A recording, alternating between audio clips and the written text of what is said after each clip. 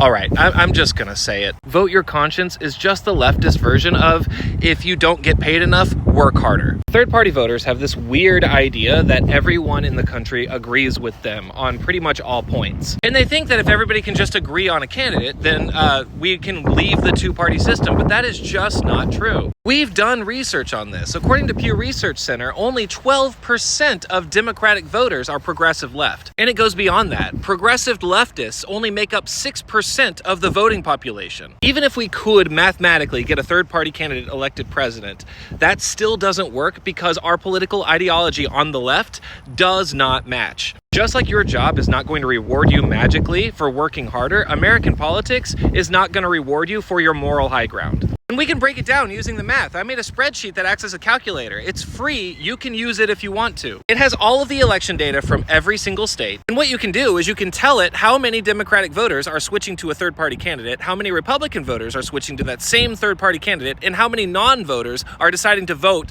for the first time for that third-party candidate. And let's base this on actual research. Let's say that 12% of Democratic voters are switching to a singular third-party candidate. And I'm also going to throw you a bone and say that 2% of a Republican voters are switching to that same third-party candidate. I'm also going to throw you even more of a bone and say that 15% of non-voters are going to vote for that same third-party candidate. But what does that give us? Well, the Republicans will win.